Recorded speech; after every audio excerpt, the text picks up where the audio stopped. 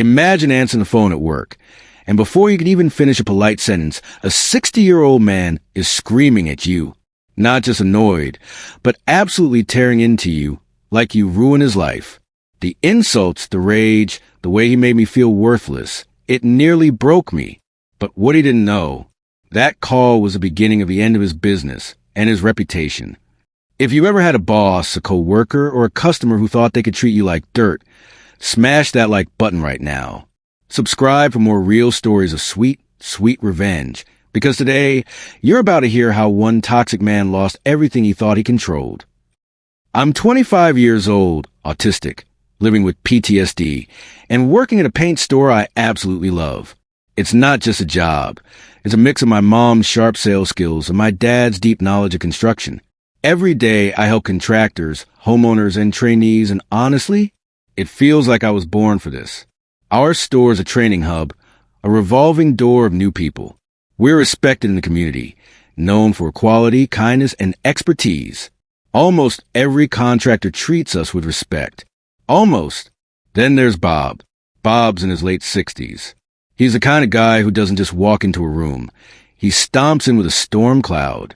Misogynist, ableist, rude to women, rude to trainees, rude to literally everyone.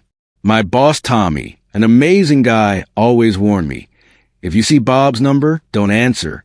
Pass it to me or someone else. That's how toxic this man was. But one day it happened. We were short-staffed.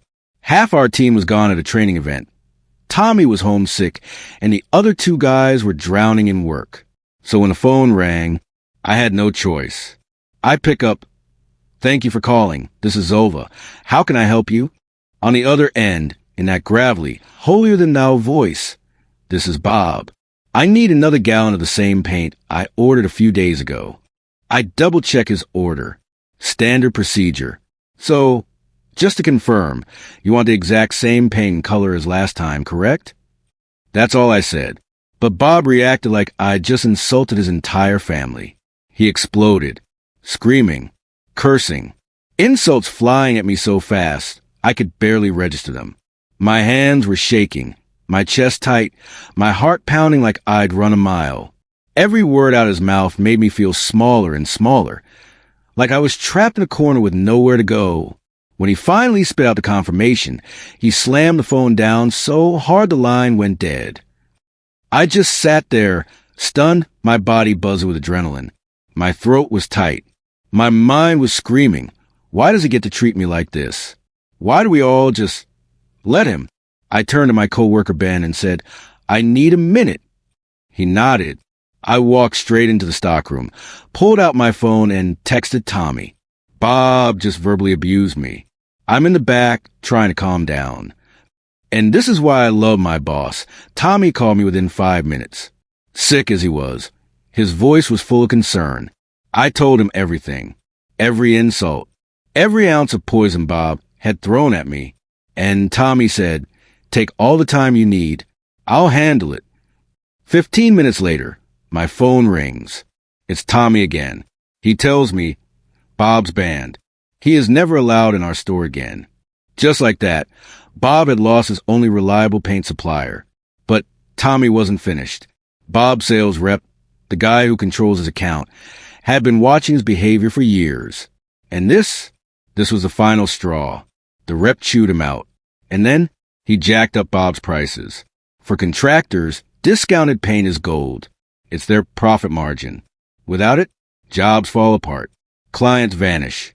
Bob's empire started crumbling overnight. But karma wasn't done with Bob yet. The very next day, Tommy tells me more.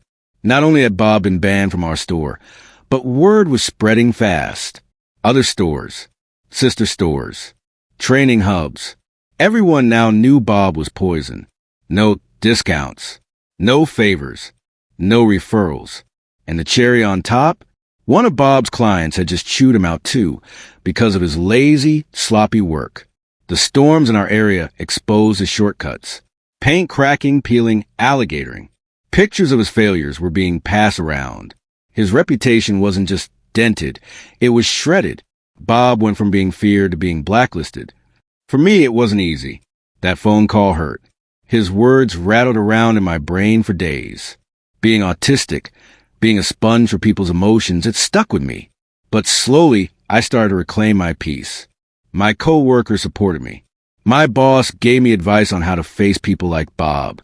And when one of our trainees graduated, I gave him a send-off hug that reminded me why I love this job: community, respect, growth. Meanwhile, Bob, he lost everything. His discounts, his suppliers, his reputation. And all it took was one phone call where he showed his true colors to the wrong person.